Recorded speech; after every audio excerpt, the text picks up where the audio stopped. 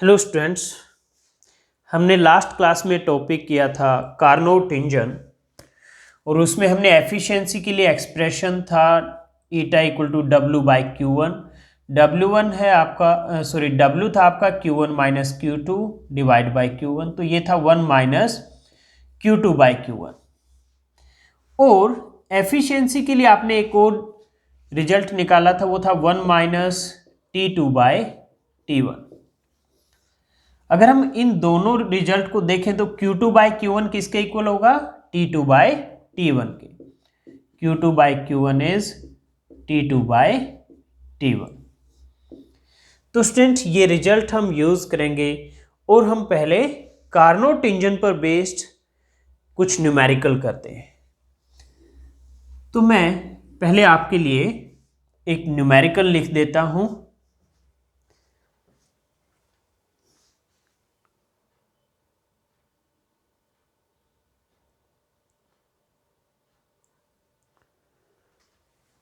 तो स्टूडेंट मैंने आपके लिए क्वेश्चन लिख दिया है।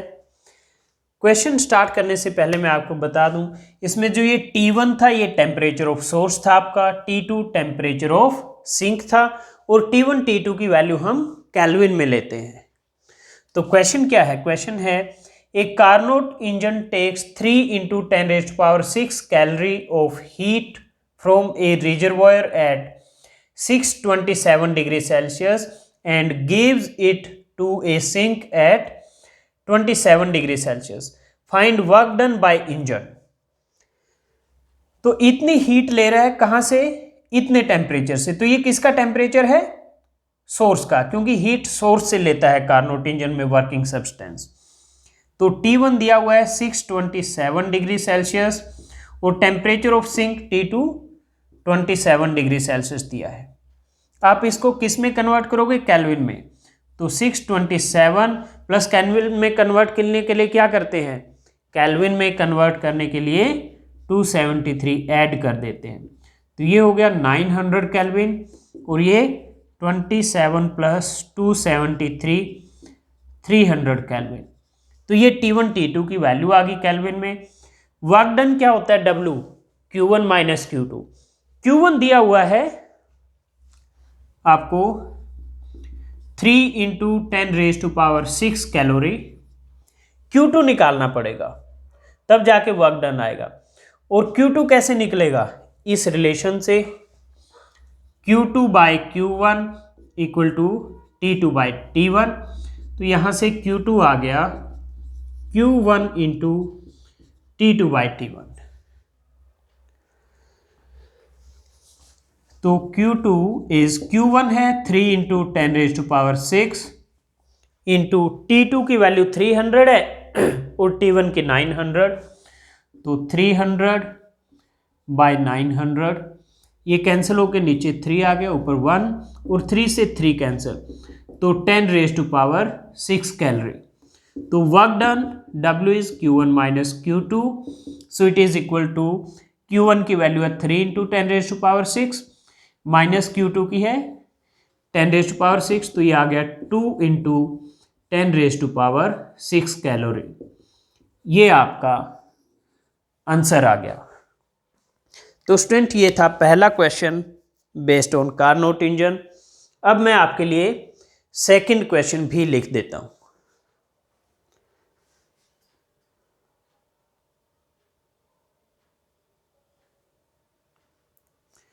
तो स्टूडेंट मैंने आपके लिए नेक्स्ट क्वेश्चन लिख दिया है। क्वेश्चन है a Carnot engine whose sink is at 27 degree Celsius has efficiency 40%, 40% efficiency है।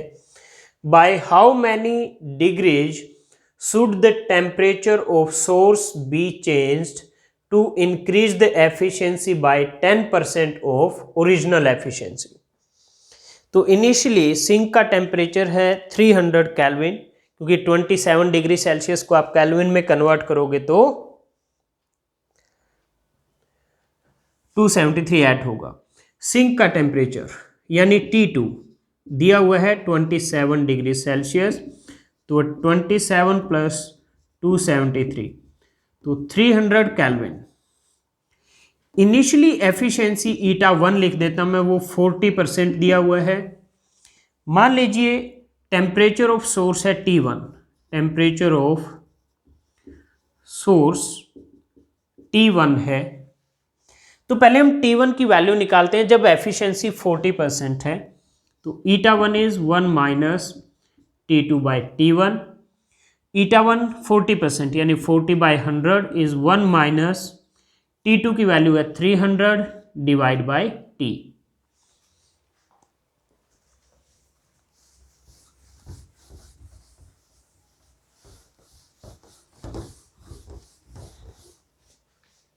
तो यहां से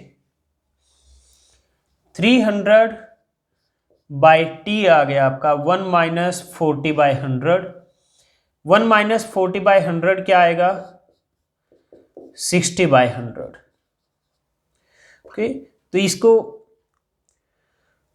यहां से 60T आ गया आपका, या फिर ये कहिए T आपका आ गया 300 इंटू 100/60।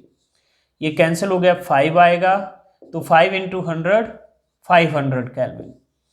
ये इनिशियल वैल्यू आ गई T1 की, ये T1 है यहाँ पर। ओके, ये T1 की वैल्यू है। अब ये कहता है इसको कितना इंक्रीज करें कि जो एफिशिएंसी है वो 40% का 10% और बढ़ जाए। तो इंक्रीज इन एफिशिएंसी वो क्या है? 40% का 10%। तो 10 इंटू 40/100, तो ये आ जाएगा 4%। तो न्यू एफिशिएंसी ईटा 2 ये क्या होगी? पहले 40 थी, अब 4 और बढ़ गई, तो 44%। तो ये कहता है इतनी एफिशिएंसी अचीव करने के लिए सोर्स का टेम्परेचर कितना और बढ़ाना पड़ेगा। तो मान लीजिए let new temperature of source is T1 prime. तो ईटा 2 क्या होगा? 1 minus T2 by T1 prime. इसमें सिंक का टेम्परेचर चेंज करने के लिए नहीं कह रहे, तो सिंक का टेम्परेचर वही T2 रहेगा, 300 केल्विन सेम रहेगा। तो ईटा 2 क्या है? 44%, यानी 44/100 equal to 1 minus 300/T1 prime. अब इसको अगर आप सॉल्व करते हैं जैसे इसको किया था, तो T1 प्राइम की वैल्यू आती है आपकी 535.7। सिर्फ एक डेसिमल तक अगर आप लिखेंगे तो 535.7 केल्विन आएगी आपकी वैल्यू T1 की, T1 प्राइम की, सॉरी। तो इंक्रीज कितना हुआ? पहले जब 40% थी तो टेम्परेचर सोर्स का क्या आया था? 500। अब अगर 44% होगी तो टेम्परेचर ऑफ सोर्स आ रहा है 535.7। तो इसमें से ये माइनस कर दो तो क्या आ जाएगा? Increase in temperature of source. So increase in temperature of source is T1 prime minus T1। तो 535.7 माइनस 500, तो 35.7 केल्विन और 35.7 डिग्री सेल्सियस, और 35.7 डिग्री सेल्सियस। क्यों? क्योंकि जब इंक्रीज करोगे तो चाहे आप केल्विन में लिखो या सेल्सियस में, सेम अमाउंट होगा। ओके, तो इतना इंक्रीज होगा टेम्परेचर। ओके स्टूडेंट्स, तो ये थे numerical based on Carnot engine. अब हमारा नेक्स्ट टॉपिक है कार्नोट थ्योरम। तो नेक्स्ट टॉपिक स्टार्ट करने के लिए मैं एक बार बोर्ड को क्लीन कर देता हूं।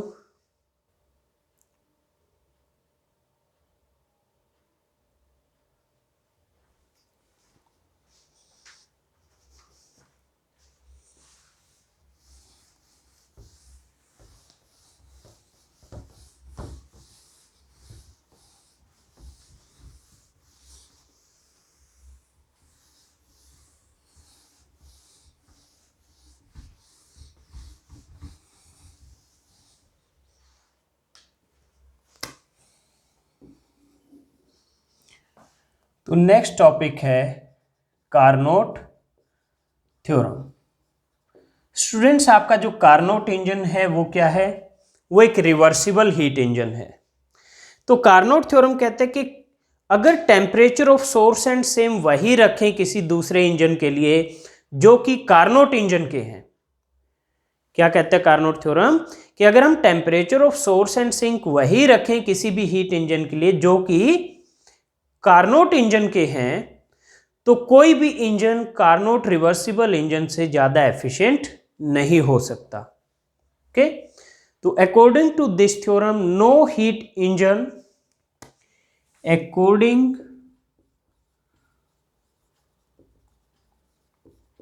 To this theorem no heat engine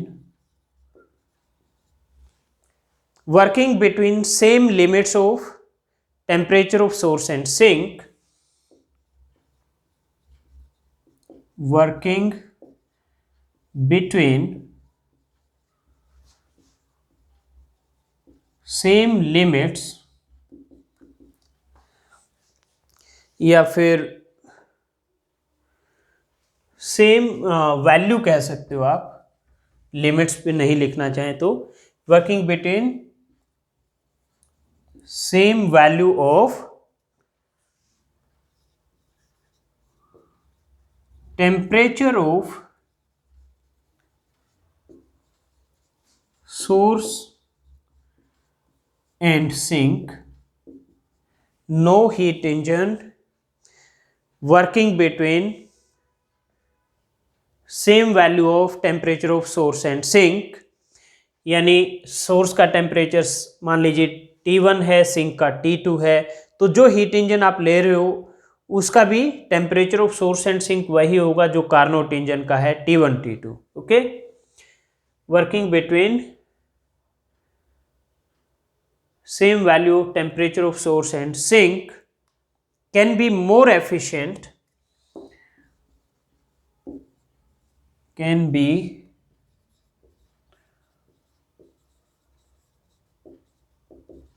more efficient than a perfectly reversible Carnot engine, than a perfectly reversible Carnot engine,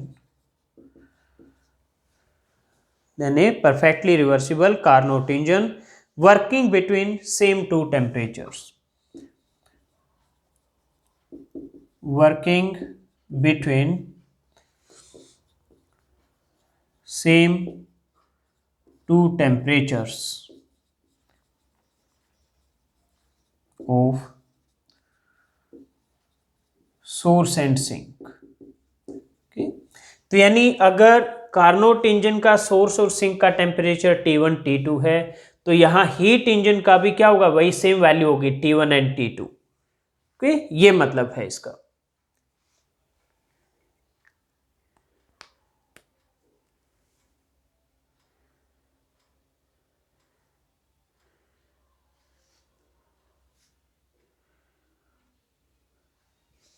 और अगर यहां पर कुछ स्टूडेंट्स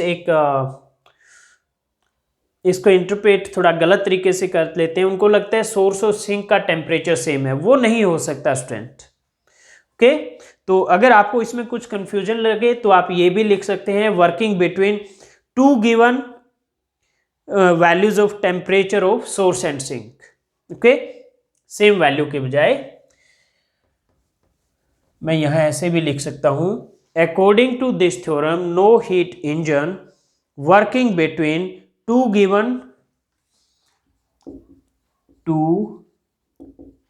गिवन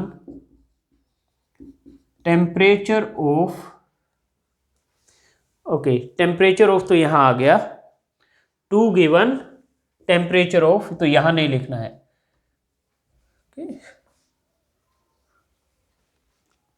ओके, तो अब कैसे पढ़ेंगे आप, according to this theorem no heat engine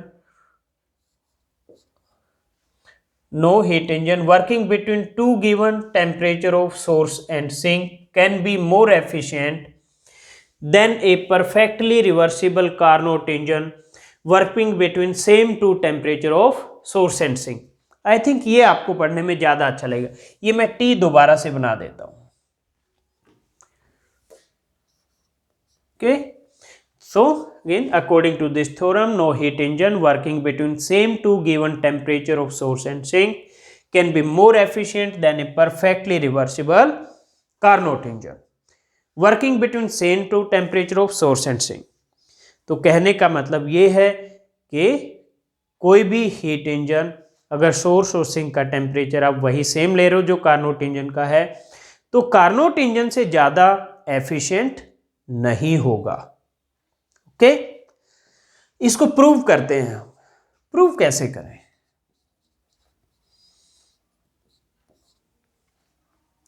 तो इसको प्रूव करने के लिए हम मान लीजिए हमारे पास एक सोर्स है एट ए टेम्परेचर T1, एक सिंक है एट ए टेम्परेचर T2, एक इंजन A है जो कि इरिवर्सिबल इंजन है.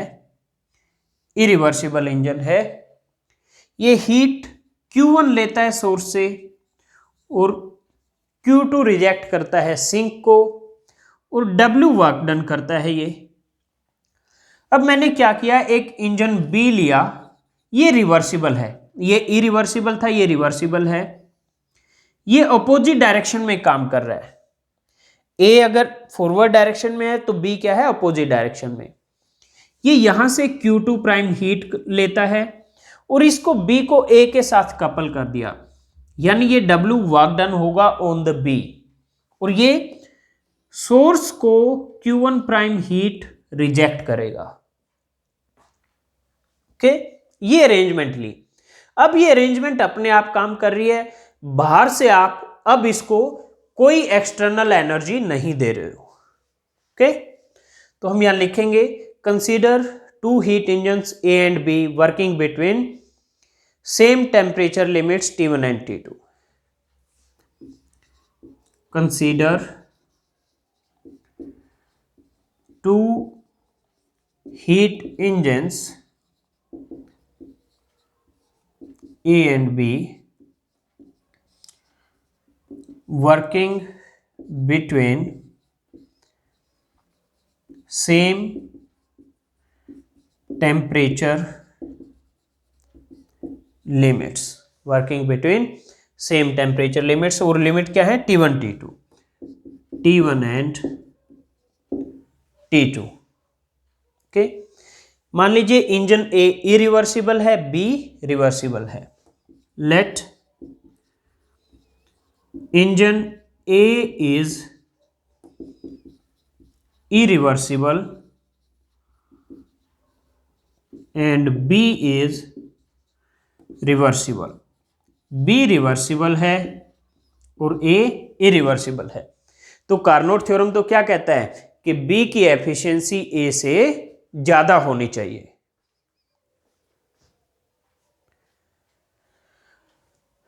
ओके, तो A सोर्स से Q1 हीट लेता है at a temperature T1, work done W करता है और बाकी जो Q2 बच गया वो सिंक को रिजेक्ट कर देता है. Engine A absorbs heat Q1 from the source at temperature T1. Engine A absorbs heat Q1 from the source at temperature T1. At temperature T1, then does work W. फिर क्या करता है, then does work W, और जो बाकी बच गई Q2 heat, Q2 क्या होगा, Q1 में से W वर्क डन कर दिया तो Q1 माइनस W किसके इक्वल होगा, Q2 के, वो सिंक को रिजेक्ट कर देगा. Okay, and transfer rest of heat Q2 and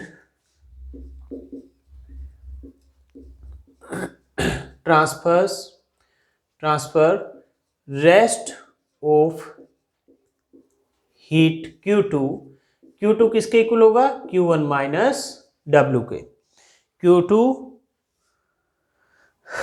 to the sink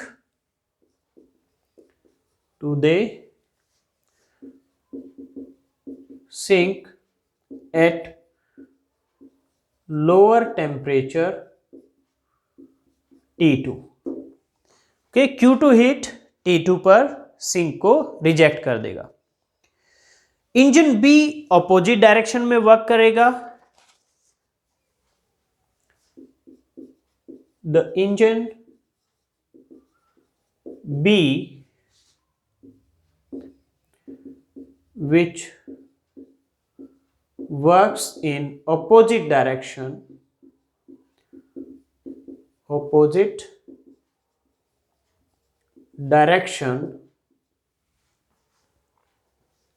absorbs heat Q2 prime from the sink, absorb heat Q2 prime from the sink। फिर क्या होता है, इस पर W वर्क डन होता है ये, okay, A work W is done, A work W is done, और फिर क्या होता है, Q1 प्राइम हीट सोर्स को रिजेक्ट करता है। तो Q1 प्राइम किसके इक्वल होगा, Q2 प्राइम यहां से आई, W वर्क डन यहां से आया, तो Q1 prime will be Q2 prime plus W। Okay, A work W is done on it and releases heat Q1 prime to the source, Q1 prime to the source। मैं यहां लिख देता हूं Q1 prime equal to Q2 prime plus W to the source. Okay, तो Q1 prime किसके equal है, Q2 prime plus W के equal है। तो कार्नोट थ्योरम क्या कहती है कि जो रिवर्सिबल इंजन है B वो ज्यादा एफिशिएंट होना चाहिए A से। हम इसका उल्टा मान लेते हैं कि मान लीजिए let eta A is greater than eta B। Okay, ये इक्वेशन 1 मान लेते हैं हम। तो ईटा A क्या होगा आपका, W by Q1 is greater than eta B होगा W by Q1 prime. W से W कैंसिल, तो 1 by Q1 is greater then 1 by Q1 prime, और Q1 is less than Q1 prime. So Q1 prime minus Q1 क्या होगा, greater than 0। Late ये equation number 2 है। Okay, Q1 prime minus Q1 is greater then 0। अब मैं इधर लिख देता हूं क्योंकि नीचे स्पेस नहीं है, तो मैं जो यहां लिखूंगा आपको इसके नीचे कॉन्टिन्यूटी में लिखना है। ओके, मेरे पास है Q1 prime is Q2 prime plus W, और तो यहां से W आ गया मेरा Q1 prime minus Q2 prime, और यहां से W क्या आएगा, Q2 equal to Q1 minus W, ये इक्वेशन 3 है।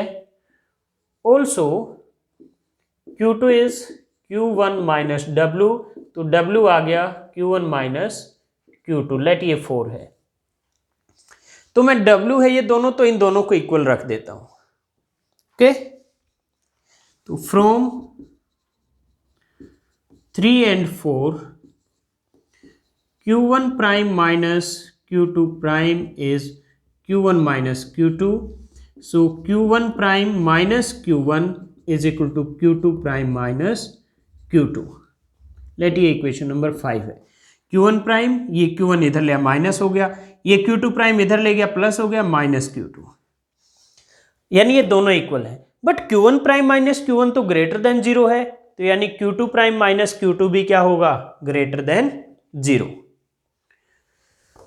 मैं यहां लिख देता हूं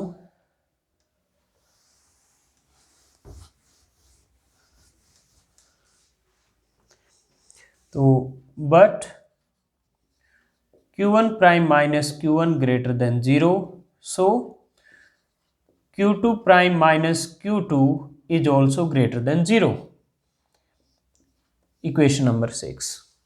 अब हमें यह देखना है कि Q1 प्राइम माइनस Q1 का मतलब क्या है और Q2 प्राइम माइनस Q2 का क्या मतलब है। तो अगर यहां से देखें, Q1 प्राइम क्या है, हीट रिसीव्ड बाय सोर्स जो कि हाई टेम्परेचर पे है। Q1 क्या है, हीट लॉस बाय सोर्स। तो Q1 प्राइम माइनस Q1 क्या होगा, net heat gain by source जो कि हाई टेम्परेचर पर है। तो Q1 prime minus Q1 is net heat gain by source. और इसी तरह से Q2 प्राइम माइनस Q2 क्या होगा, Q2 प्राइम है हीट लॉस बाय सिंक जो कि लोअर टेम्परेचर पर होता है। Q2 क्या है, हीट गेन बाय सिंक। तो Q2 प्राइम माइनस Q2 क्या होगा, net heat loss by sink is net heat loss by sink. तो यानी इस पूरी प्रोसेस में देखो, इस पूरे के पूरे सिस्टम पर बाहर से कोई एनर्जी नहीं मिल रही, कोई हेल्प नहीं मिल रही, अपने आप काम कर रहा है। लेकिन क्या हो रहा है, Q1 prime minus Q1 greater than 0 है और ये क्या है, net heat gain by source जो कि हाई टेम्परेचर पे है। तो हाई टेम्परेचर पे जो सोर्स है वो तो हीट गेन कर रहा है और sink Q2 prime minus Q2 वो भी ग्रेटर देन 0 है, वो है हीट लॉस बाय सिंक। तो सिंक जो कि लोअर टेम्परेचर पे है वो हीट लूज कर रहा है। यानी क्या हो रहा है, इस पूरे सिस्टम में अपने आप अब ये जो काम कर रहा है, सिंक जो कि लोअर टेम्परेचर पर है वो तो हीट लूज कर रहा है और सोर्स जो हाई टेम्परेचर पे है वो हीट गेन कर रहा है। यानी हीट अपने आप लो टेम्परेचर से हाई टेम्परेचर की तरफ ट्रांसफर हो रही है। लेकिन ये तो violation of second law of thermodynamics है, क्योंकि सेकंड लॉ ऑफ थर्मोडायनेमिक्स तो आपका कहता है कि हीट अपने आप लो से हाई टेम्परेचर की तरफ फ्लो नहीं कर सकती। इसका मतलब क्या हुआ कि ये जो हमारी अजम्पशन थी इक्वेशन 1 में वही गलत है। Eta A greater than B नहीं है, बल्कि eta B greater than eta A है। और यही कार्नोट थ्योरम कहती है कि eta B is greater than eta A, means reversible की efficiency is greater than irreversible engine की एफिशिएंसी। ओके, तो अब मैं इसको लिख देता हूं टेक्स्ट में। तो ये आपको समझ आ गया, अब मैं इसको इरेज कर रहा हूं।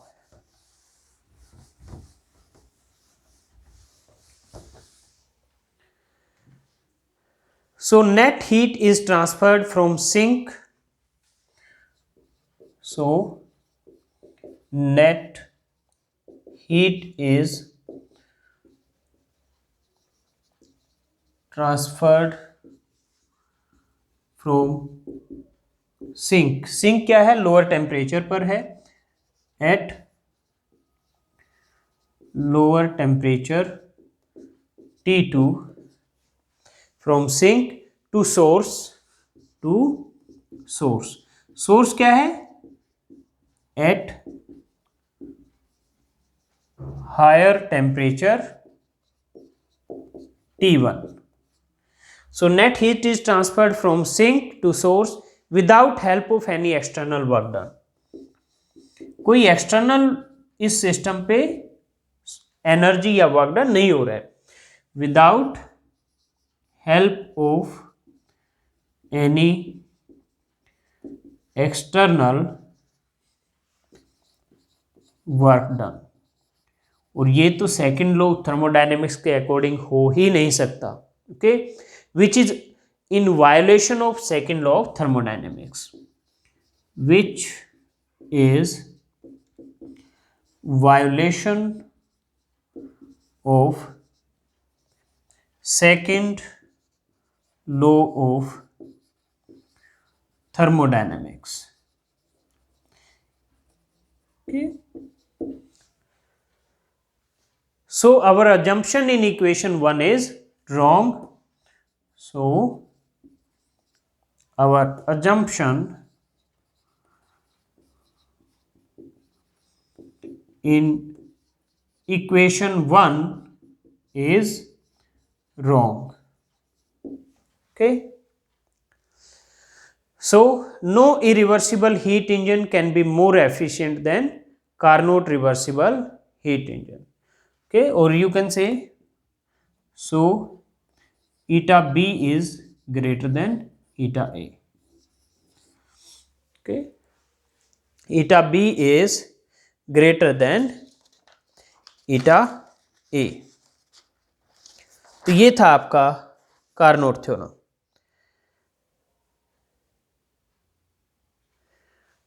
Okay, so no heat engine can have greater efficiency than Carnot engine. Okay, तो स्टूडेंट्स ये था कार्नोट थ्योरम. तो ये आपका टॉपिक कंप्लीट हो गया.